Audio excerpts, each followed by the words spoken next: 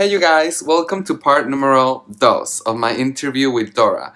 So on this part, we talk about our femininity and why do we do certain things, why do we like feminine things. That part is not that deep, we just do and that's okay. And then somehow we end up talking about chemistry. So no intro, let's just jump right into it. Okay, so I wanted to share something with you when it comes to dating, and maybe this can compare a little bit to you dating before you realize your true self. Sure. Versus dating now. So I started going to a lot of dates or whatever. Sure. When I started just embracing myself and just Sure. my femininity. And I noticed that a lot of guys assume that I was trans on like maybe date number 5 or 6. They'll be like, so at what point are you on your transition? And I was like, at what point? I was like, transition? Like, what do you mean? He's like, yeah, like, what is the next step? Are you gonna get breast? Or, I don't see that you grow much hair. When I would tell them, I'm not trans, they would stop talking to me. Yep. And now in my dating life, I find it hard to date because I date guys and they don't want to, as I shared in my previous videos, they want to keep me as a secret because I'm this feminine boy. Yep. And they want to live a straight life. Yep. So sometimes, honestly, Dora, I think that like if I was trans, they would have taken me to their families. Even though it sounds crazy, right, to many people. But maybe if I would have been said, yes, I'm trans, maybe because they know the end of the rainbow is a fully transitioned person with breasts and whatever, they would have been willing to take me to that Christmas dinner or that office I relate party. to that a lot. There is this idea that transitioning means you take all of these physical steps, and at the end of these physical steps, you are a real woman. But in reality, transitioning is a very individual process. And like for me, I am fully transitioned. I have taken all the steps that I care to take in my transition, but I don't take hormones. I don't have any interest in surgery. You don't take hormones? I don't. Oh, I really thought you were taking like hormone replacement or something. No HRT, no surgery, no anything. Can I ask you why? It's just not something that You feel like you need to be a woman? That's the thing, is like transitioning for me was the realization that my womanhood was not defined by my physical properties. And so once that hurdle was jumped, I didn't feel the need. And for my specific journey, the reason I didn't identify as trans before was because I knew that I didn't want to take hormones or have surgery. And I thought that that meant that I couldn't be trans, when in reality it just meant that I was a woman who did not want to have surgery. And you obviously came to the realization that all those things are gonna make life, not only dating, but in general, a little harder. Well, and not only that, but once I realized that like your femininity, your womanhood is not defined by your physical body, it almost became like a point I wanted, like something I wanted to like drive home, is like, and I want to say, like, if you are a trans person and you want HRT and you want surgery, that is absolutely an entirely valid way to transition. It is something that a lot of people want and a lot of people require to feel connected to your body. For me, my specific journey was transitioning meant more finding things about myself that were feminine that I used to resent, because when I was under the impression that I was supposed to be a boy, these feminine things were things that I hated or felt uncomfortable about. And when I transitioned, all of these things that I noticed about myself, these physical attributes that I used to feel weird about or self-conscious about, were things that were bringing me immense joy. And it was because they were feminine qualities that had always existed with me, and now I was allowing myself to love those things. Got it. So you're only going to do or apply what makes you happy. Yes, and that's how it is for every trans person. Like if like why are you taking these steps? Make sure you take those steps because it matches with, like, it makes you happy, not because you think you need to do them to look like a woman. Yeah, to look like a certain thing or to be accepted. However, there are some people where they only feel safe if they conform to what society views as a woman. And which is like, if you need and they're not wrong for it. Exactly. Like, if you need those steps to feel safe, do the things you need to do to feel safe.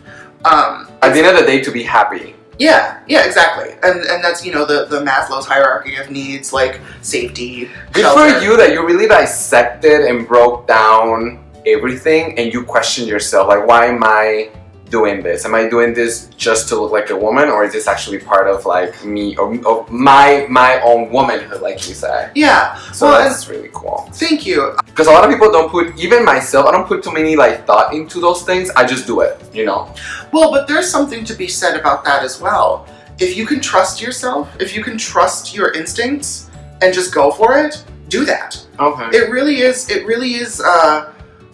like, everyone has different processes. Yeah, like I was telling you, I don't try to look like a woman. I just happen to like certain things that are like feminine, and I don't question whether it's gonna make people uncomfortable at work, or if it's weird, or if it doesn't match my masculine features. If I want to let my hair grow, I let it grow. Or if I want to put it up, I'm like, well, maybe that shows my hairline, so I don't care, I'll do it. Like, it's just like, I'll just kind of go for it. Well, and I think that you have this whether or not you want to dissect it, you have this notion, this understood sort of cosmic truth that gender is not about what you look like. Yeah. Your gender identity exists solely inside you. Anything you do on the outside is for you because you like it. Because it makes me happy. I don't dress like this because I think I need to be accepted as a woman. I dress like this because I like the way these things look. Okay, on a more positive note, tell me a story of a date that went really well. That maybe you were a little apprehensive. I mean, I'm pretty sure you had to be a little apprehensive about like being trans and dating. But, you know, it totally like, you know, you shocked, you were surprised, you went really well. It's hard because, like, to be honest, I don't have a lot of experience going on dates. Like, I have a lot of experience of having men like come over to my place, but I don't have a lot of experience like actually being taken out, which sounds really sad, but I mean, I have had pleasant dates where like the conversation was fun and I got to talk a lot about my experience without the guy looking like he's completely like shut down.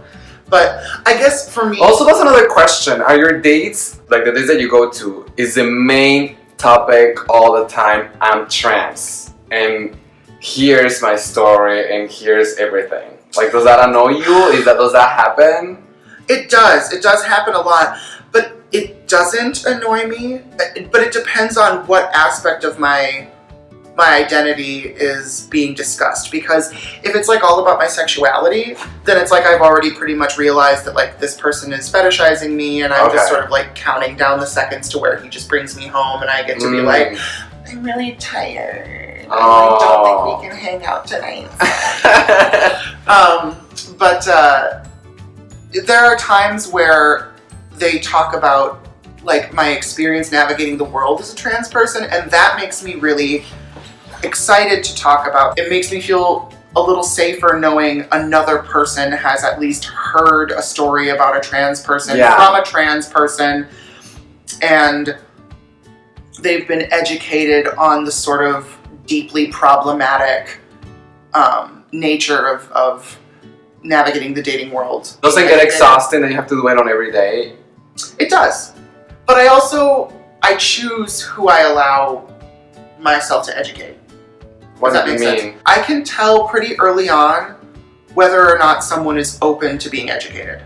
Like, if I'm talking to someone and it sounds like they're just trying to challenge everything I'm saying, or it sounds like they already have their opinions about the trans community. Like, they're not open to actually maybe changing their mind. Listening, exactly. Regardless, if I can sense that this person is genuinely asking me and not just like, so you think you're a woman, huh? You know what I mean? Yeah. Like trying to test, like, yeah. Yeah, it's and also it's so funny to me that like they think that you need to be like a gender identity. You have to have like a PhD in gender identity studies to know yourself, to be a trans person. It's like, some people are just existing and they don't know everything about gender. They just know about themselves and they're trying their best. Yeah. Like, and that just really grosses me out when people try to do that. They're like, they try to test you on your knowledge of gender identity. Like, if you get something wrong or if you say something wrong, it's like, ha! I've seen through your mask, and it's like, yeah, like you're not really transgender or something. Yeah, and it's like,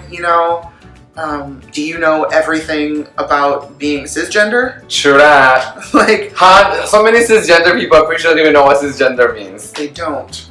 And they get really mad when they use it. You're like, why are you calling me a slur? And I'm like, girl, cisgender is this not reminds a me slur. of this one guy that I was dating. He was like, I don't want to be racist, but yeah, he was super white. He was from a small town. That's not racist. You can't be racist against white people.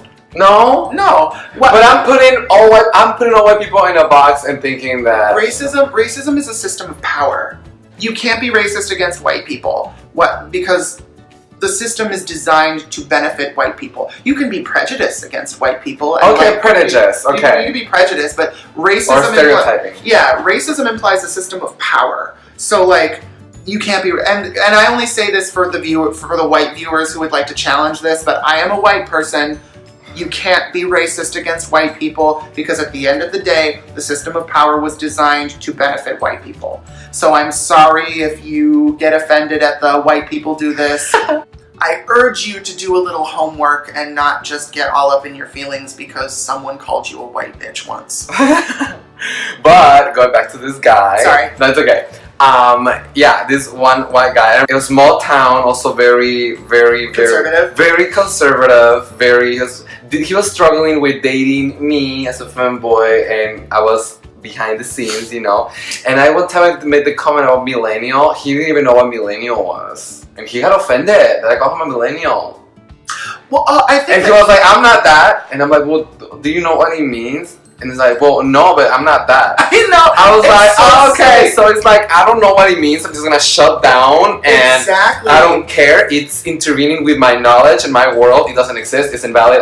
Exactly. It's the refusal to let anything past your set blinders of your experience, and it's like.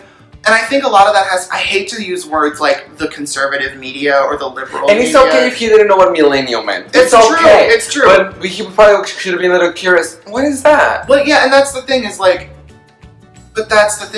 media thrives on the fact that you don't really know what it means. You're just taught that it's bad.